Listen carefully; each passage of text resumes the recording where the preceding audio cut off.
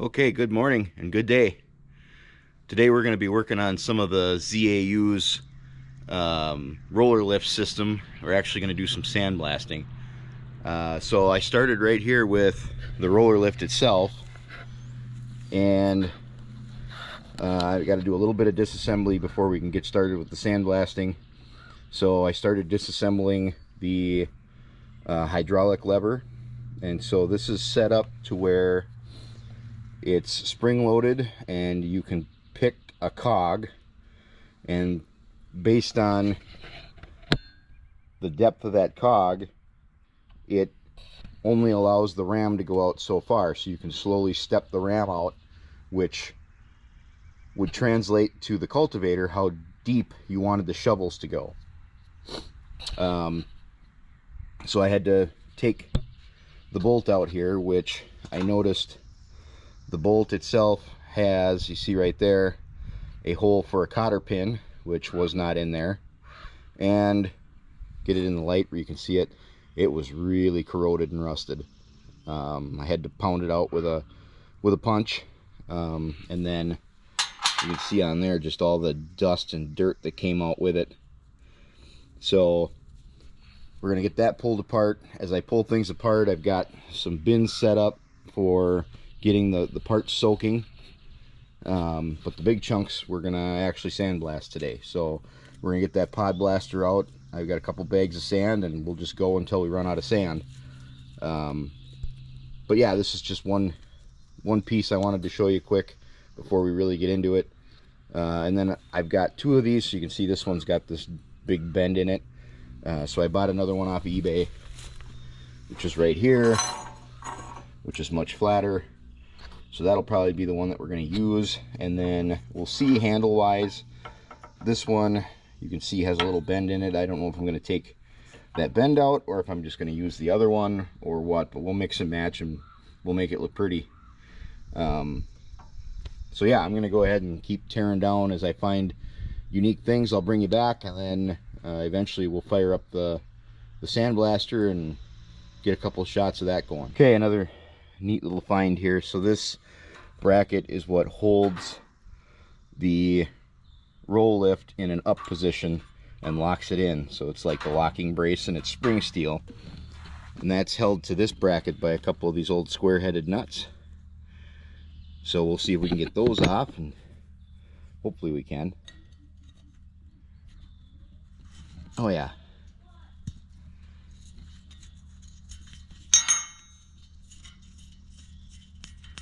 It's always cool when you can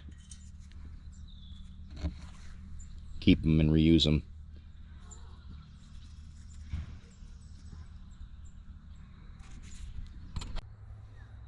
Alright, so I got the hydraulic lever taken apart. Both of them were pretty froze up. So this would sit inside there, and it's meant to move up and down so that it can pop in and out of each one of those grooves. But yeah, they were both frozen. This one was painted, and it was painted all the way up to the neck, and it's machined relatively tight. So when I go to put this back together and paint it, I'm gonna have to tape up a little bit so that I still have the movement that I need. That way it still functions the way that it's supposed to. Both of these, I think this one has a little bit more of a bend in it. Neither one of them are super bad, but this one I think is definitely the straighter of the two. And then the springs that came out, the one had just this one spring, and the other one had the same spring, same size, and then it also had this washer with another spring. So I don't know if it got worn down and that was just their quick fix to keep the tension where it was supposed to be, but definitely going to go back to just the one spring. And if we have to do something with this end to straighten it out and make it work better, that's what we'll do.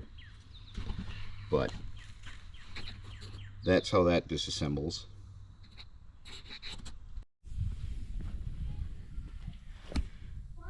All right, we got everything set up to sandblast. I'm gonna just go ahead and let the sand hit the ground. I'm not gonna try to recycle it. It's too much of a hassle in my opinion, because then you gotta strain it and do that to try to reuse it, and in my case I'm just gonna pay for another bag if I need it. So everything's laid out, ready to go. I've got the UNI-MATIC cylinder here. I took the fittings out, got that plugged up. I've got the little bit of cylinder arm that was showing taped up so we don't scuff it. So we'll get that cleaned up today too. I've got all the nuts and bolts, springs and everything under the WD-40 rust remover soak. I really like this stuff. It does a hell of a job. If you've never used it before, try it. You'll like it. But you can see it's relatively clear now. This time tomorrow it'll be so dark you won't be able to see in there. And with that, we're going to go ahead and get started on blasting these components. Okay, well, all set. We'll do some sandblasting. Well, don't really hear me much, so you can go to the show.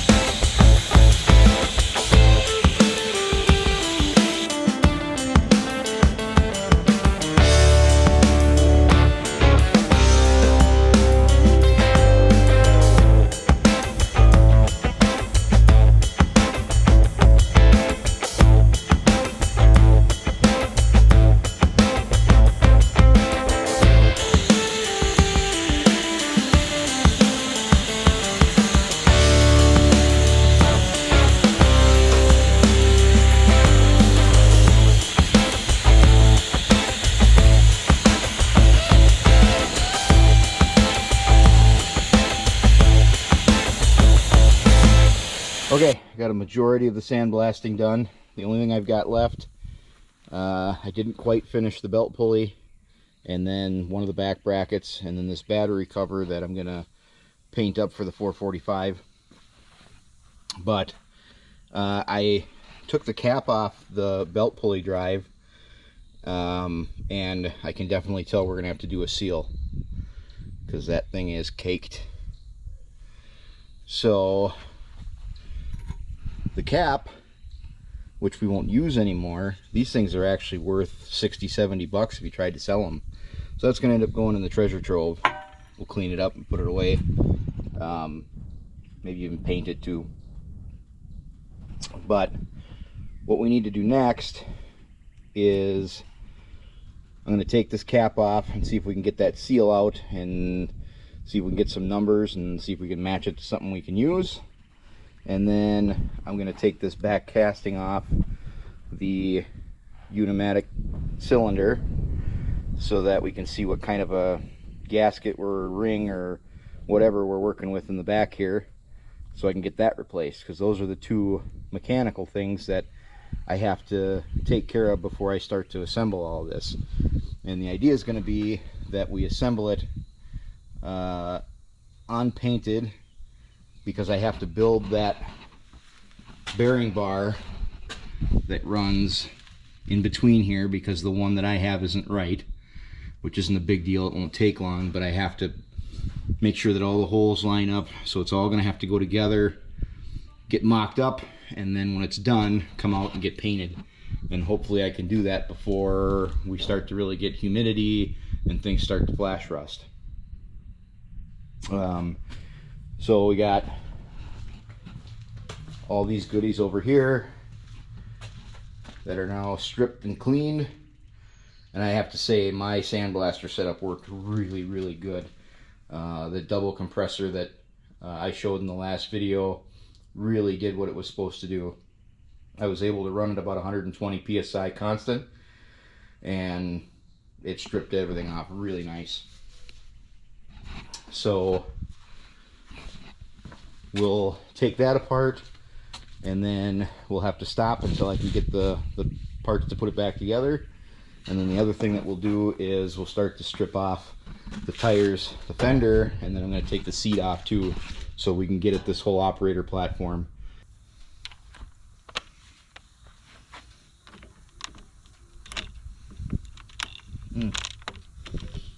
Great.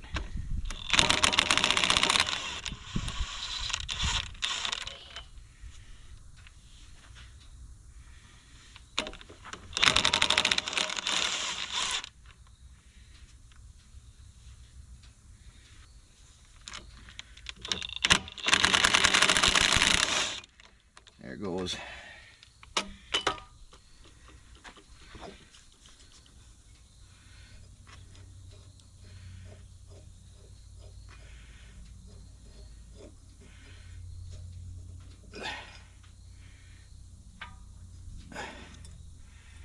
There's a spring right here. There. Eases off nice and gentle.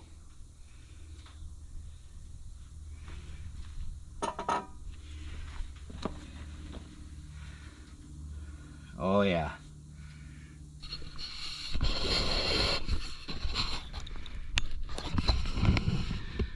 So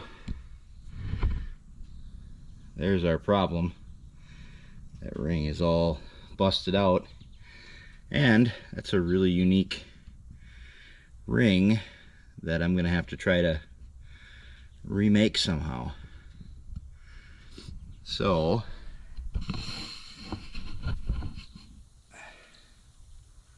we'll peel it out of there.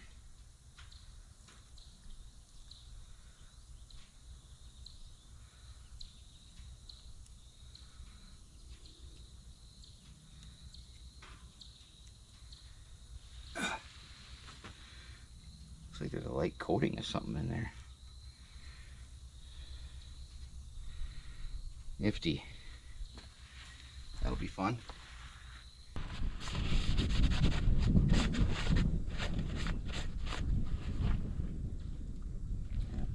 Keep that in there.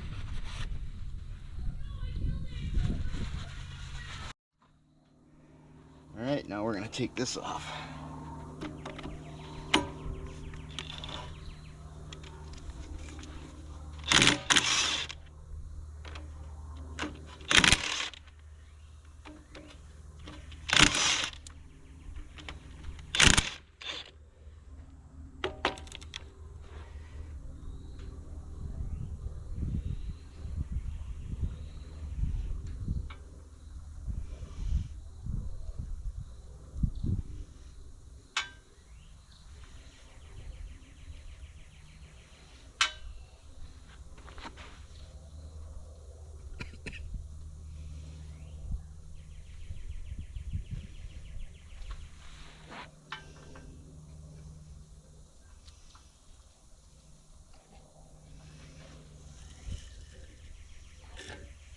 we go.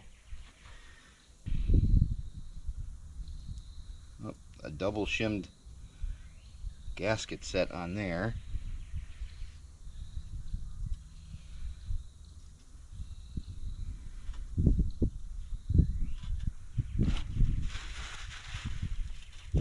And some frozen bearings. So we get to do those as well.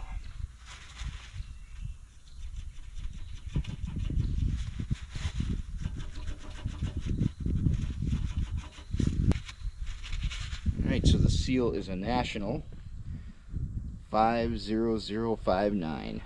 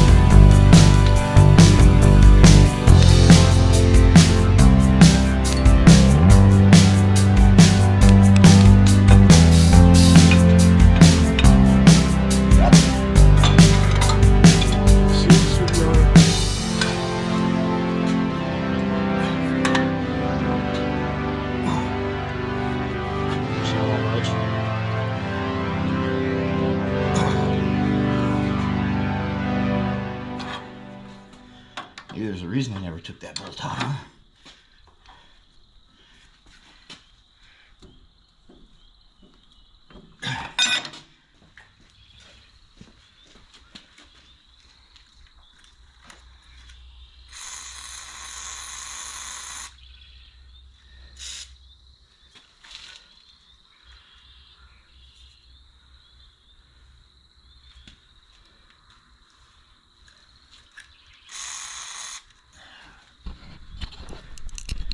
All right, so we got the seal out, which was a bugger. I made a mess of it, that's for sure. It's a good thing we got the numbers before we started pulling.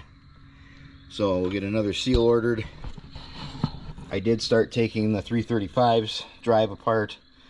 The seal's kind of different on this one. The